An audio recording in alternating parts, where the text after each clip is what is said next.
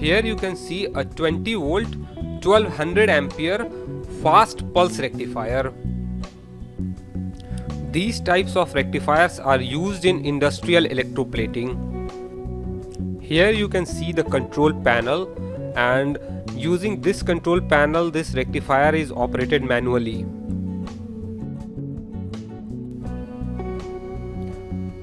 This is the back portion of the rectifier, and here you can see the bus bars, the copper bus bars. These are the output terminals. From these terminals only the high DC current comes out of this rectifier and flows to the bath, the electroplating bath. Now let us see what are the tasks that we need to perform in this project. So the first task is to measure the actual current flowing through the copper bus bar. That is the actual current which is flowing in the electroplating bath. And the second task is to develop a PC software to plot this current versus the time graph, and this plotting should also be done at a very high sampling rate. That is, we have to take a sample every 10 microsecond. That is about 10,000 samplings per second. So this is a very high speed sampling of the current. And this PC software should also be able to control the rectifier remotely through a Modbus interface. So these are the major tasks that we need to perform in this project. And now let us see what are the challenges in the project. So the challenge is, since we are working at a very high current, that is 1200 ampere average, and it can also go up to 36 ampere at peak. So this is a very high current range, and this current range is so high that these high current cannot flow through simple wires which you have seen. So we require a dedicated copper bus bars. So what are these bus bar? These bus bar are actually rectangular pieces of copper, solid pieces of copper, and they are approximate 10 centimeter wide and approximately 1 to 2 centimeter thick.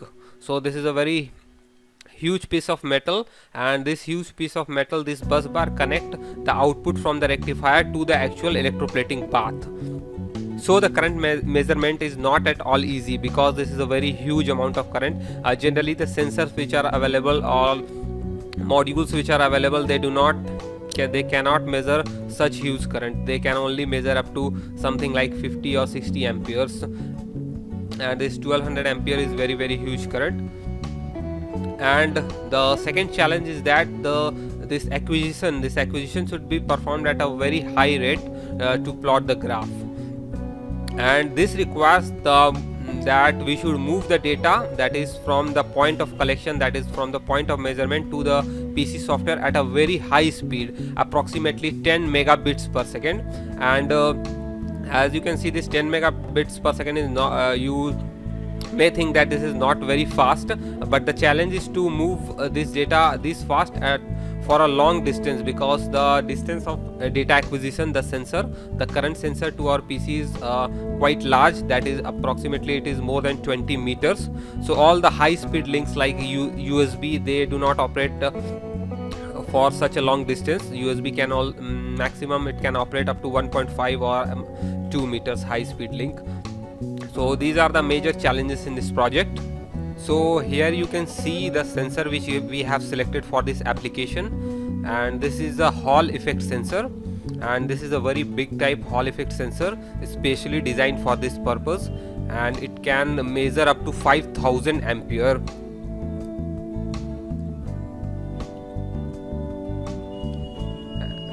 And as you can see, this sensor is manufactured by Pawan Industries, and this is a completely made in India sensor, and we have custom designed this sensor for our application. And here are the terminals, the input output terminals. Here are 4 connections. So the first one is the input, and this requires a dual power supply, that is positive and negative. So the first one is the 15 volt DC input, second one is the negative 15 volt DC input, and the third one is the output terminal, and the final one, the last one, is the ground terminal. And using this we interface this Hall effect sensor to our microcontroller. And here in the center you can see a big hole, and through this hole the bus bar passes. The copper bus bar which carries the actual current of the rectifier, they are passed through this hole.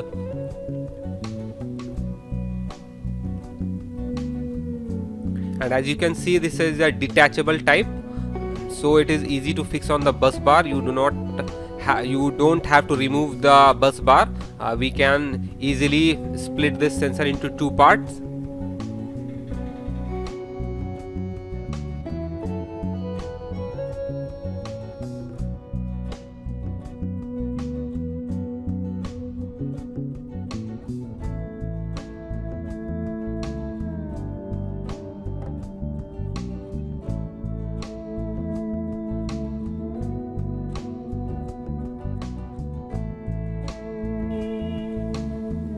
Now as you can see, this has been split into two parts, and now it is very easy to mount over existing bus bars.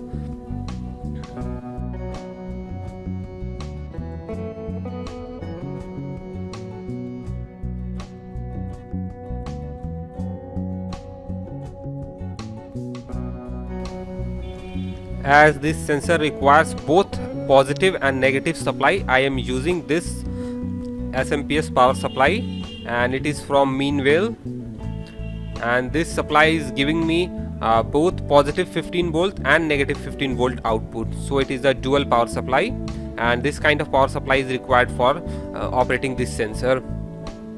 Here you can see the label, it is supplying plus positive volt and negative 15 volt also, and here are the terminals for connecting.